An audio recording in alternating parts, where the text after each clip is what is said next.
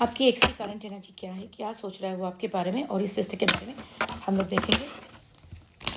Collective reading है, जितना आपके साथ रेजोनेट करे उतना ही लेना है, अगर रेजोनेट ना करे तो नहीं लेना है। चलो देखते हैं कि क्या आ रहा है।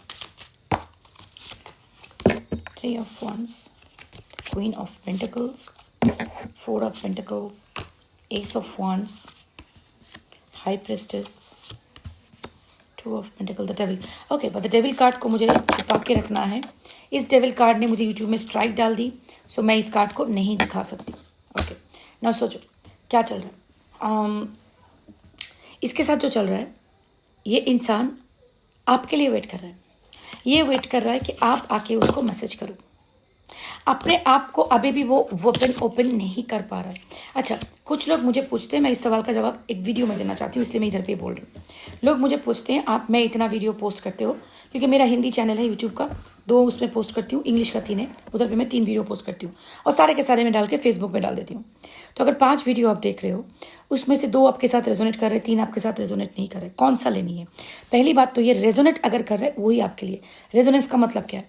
आपको कुछ जानते, आप कुछ नहीं जानते आपके पर्सन के बारे में, लेकिन आपके दिल में ये रीडिंग सुनने के बाद लग रहा है कि एग्जैक्टली यही मैंने भी सोचा था, मुझे ऐसा फीलिंग आ रहा है। That is called resonance. अगर उसके बाद भी अगर आपको समझ में नहीं आ रहा कि क्या है, तो उसका आपका मतलब है आपको प्राइवेट रीडिंग बुक करनी चाहिए। मैं इंडिविजुअली हर एक को जाके ये कंफर्म नहीं कर सकती किसका रीडिंग कौन सा है। प्राइवेट रीडिंग बुक कर लो। चलो आगे जाके देखते हैं। अच्छा, अभी इसका क्या चल रहा है?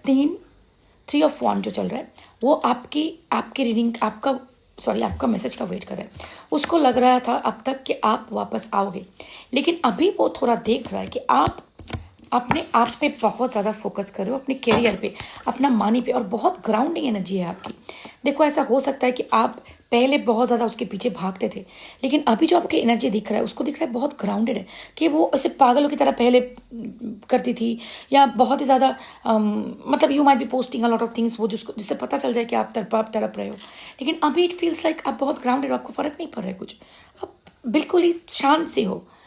और ये सब कुछ अंदर में क्या चल रहा है आपको वो पता नहीं, लेकिन ऊपर से आप बहुत शांत हो, अपना काम कर रहे हो, सब कुछ कर रहे हो। ये इसको हजम नहीं हो रहा है, ये बात से ये अपने आप को ओपन नहीं कर पा रहे कि क्यों ऐसा हो रहा है। क्योंकि इसका दवा तो ये क्या दावी दवा जो भी है ना, उसको आप हिंदी में फिक्स कर लेना, मेरा हिंदी बहुत ख़राब है। उसका एक्सपेक्टेशन ये है कि वो चाहता है कि आप उसके बिना मर जाओगे, आप उसके बिना रोते रहोगे। आप उसके बिना कैसे रहोगे? वो तो आपकी ज़िंदगी का सेंटर ऑफ अट्रैक्शन है। अगर वो नहीं है, अच्छा इधर पे बैठने का जगह कुछ फिक्स ठीक नहीं है, सो मैं इसलिए ज़्यादा मूव करी हूँ, सॉरी अबाउट दैट। तो इसको लग रहा है कि मेरे बिना ये खुश कैसे रह सकती है, इसको तो रो रो के मरना है। This is a very bad mentality, I am gonna tell you. ये जो मेंटालिटी उसका दिख रहा है, ये बहुत ही bad mentality. Ace of wands है, लेकिन चैमिलियन है, जिसका कलर चेंज करता है ना, उसको क्या बोलते हैं? गिरगिट। ये चाहता है आपके साथ नया बिगिनिंग हो, लेकिन दिखाना नहीं चाहता है। वो दिखाता है, ये रंग बदलता हुआ इंसान है। ये इंसान ऐसा है, जब आप उसको मतलब ये एक बात करता है, बाद में बात को पलट देता है। एक बार आपको बोलेगा तुम मेरी ज़िंदगी में सब कुछ हो, बाद में बोलेगा मुझे कुछ नहीं चाहिए, मुझे किसी को ज़रूरत नहीं है, आई एम फाइन। तो ये बहुत ही इंसान जो है, मेंटालिटी इसका बहुत ही हॉट एंड कोल्ड है, और बहुत ही झगड़ेलू इंसान है, बहुत झगड़ा करता रहता है। लेकिन उसको लग रहा है कि आप उसको लग रहा था आप उसको साथ झगड़ा करोगे बहुत, लेकिन आपने झगड़ा वगैरह बंद करके वॉक अवे कर गए हो। वही इसको हजम नहीं हो रहा है कि उसको लग रहा था। देखो, कुछ जब ये टाइप के लोग होते हैं ना, ये बहुत ही इमोशनल इमैच्योर इंसान है। इन टाइप के 11 on the clock, in type के लोगों को लगता है अगर जब तक आप इसके साथ झगड़ा कर रहे हो, इनको ना वैलिडेशन होता है। मैं आपको ये बात समझाने का कोशिश करती हूँ बार बार। आप जब भी किसी के साथ फाइट करते हो, रिश्ते के लिए झगड़ा करते हो, समझाने का कोशिश करते हो, रोते हो, इन लोगों को वैलिडेशन मिलता है, इमोशनल इमैच्योर लोगों को। आपको करना क्या होता है ना, सिंपल वॉक अवे करके चले आओ। अगर कोई आपको बोल रहा है ना नहीं करना है आपके साथ रिश्ता, आपको भगवान भला करे, चलो रहने दो ना उसको उसके डिसीजन के साथ। क्योंकि अगर बोल रहा है आपके साथ नहीं रहना, नहीं, किस बात का फाइट कर रहे हो? अगर कोई आपको बोल रहा है आपके साथ मुझे नहीं रहना है, शर्म नहीं आती आपको कि आप जाके उसको फाइट करोगे? हाँ, मैंने भी किया है ज़िंदगी में एक जगह पे जाके। मैं अभी जगह अगर अपने खुद की वर्जन में देखती हूँ तो मैं समझती हूँ why I had to do this. शर्म इस बात की नहीं आती। देखो, शर्म की बात नहीं है। मैं जो ये बात बोलना आपको चाहती हूँ, आप बोलोगे दीदी इतनी बड़ी बात कह रहे हो, शर्म नहीं आती। हाँ, मैं एक रिस्पॉन्सिबिलिटी मैं बोल रही हूँ ना, मैं खुद भी ज़िंदगी में ऐसा की हूँ, लेकिन मैं इसका बोलना मैं क्या चाहती हूँ अच्छी तरह से सुनो। अगर कोई इंसान आपको बोल रहा है कि आपके साथ मुझे रहना है, तो मुझे अपना सेल्फ रिस्पेक्ट को बनाए रखे, अपने आप को इतना रिस्पेक्ट करो कि किसी के इस बात के बाद उसके चरणों में अपने आप को मत गिराओ। इसीलिए मैं बोल रही हूँ कि शर्म करो, कि खुद को उसके पैरों में मत डालो। कुछ लोग आगे लेक्चर मत मुझे सिखाया गया है कि उसको माफ़ कर दो। किसको माफ़ कर दो? माफ़ तो उसको किया जाता है जो गलती करते हैं। जो बार बार आपके साथ वो कर रहा है, वो गलती नहीं होता, वो एक्चुअली उसका हैबिट है, वो कंसेंटेड डिसीजन होता है कि मैं ऐसा करना है मेरे किसके साथ, क्योंकि इसका कोई औकात नहीं, मैं कुछ भी करूँ बार बार भाग के मेरे पास आएगी। क्योंकि ये जो रीडिंग है इसके साथ ऐसा ही हुआ है, इसको लग रहा था कि क्या भाग भाग क्या होगे। कुछ शर्म करो, अपने आप से प्यार करो, उसके पीछे मत जाओ, पीछे मत जाओ। क्योंकि होता है ना, मैं बोल रही हूँ ना, ज़िंदगी में मैंने भी कुछ सीखा है, वही मैं आपको समझाने का कोशिश करती हूँ। जो आपको प्यार करेगा ना, वो आपको रिस्पेक्ट करेगा, और इतना रिस्पेक्ट करेगा कि अपने आप को किसी के चरणों में जाके माफ़ी मांगो, ये सब कुछ करने का ज़रूरत नहीं पड़ेगी। जो आपको प्यार करेगा वो आपको रोने नहीं देगा इस तरह से कि मुझे छोड़ के मत जाओ, मुझे छोड़ के मत करो। कितना कितना दर्द होता है दिल में जब कोई आपको ऐसा बोलता है। उस वक्त पे जाके इंसान, कितने बड़े बड़े लोग अपने जॉब में सब जगह में कितना सक्सेसफुल है, जब एक इंसान ऐसा बोलता है, कितना बेगिंग करते हैं, तो अपना सेल्फ रिस्पेक्ट को गिरा के कितना दुख होता है, कितना दर्द होता है। कोई इंसान अगर आपको सच में प्यार करता है, इस जगह पे आपको कभी आने नहीं देगा। ये सच्ची बात है। मैंने अपना इतना एक्सपीरियंस से सीखा है, अपने थाउजेंड्स क्लाइंट्स की एक्सपीरियंस से मैंने बोल रही हूँ आपको, खुद की पर्सनल लाइफ में भी। और वो मैं जो बोल रही हूँ वो सिर्फ रोमांटिक वाले रिलेशनशिप की एक्सपीरियंस नहीं, मैंने अपनी ज़िंदगी में अपने रिलेटिव्स, अपने दोस्त, अपने रिश्तेदारों सबका मैंने देखा है। जो भी हो, आपको अगर प्यार करे ना, कोई आपको तड़पाएगा नहीं इस तरह से, क्योंकि आपकी तरफ उसके दिल में भी तड़प क्रिएट करेगा। जो आपको इस तरह से तड़पा के बोल रहा है चले जाओ मेरी ज़िंदगी से, मुझे नैना नहीं है, let's part ways, fuck your ways, जाने दो उसको, जाने दो उसको, और उसको जीने दो उसका ज़िंदगी तुम्हारे बिना।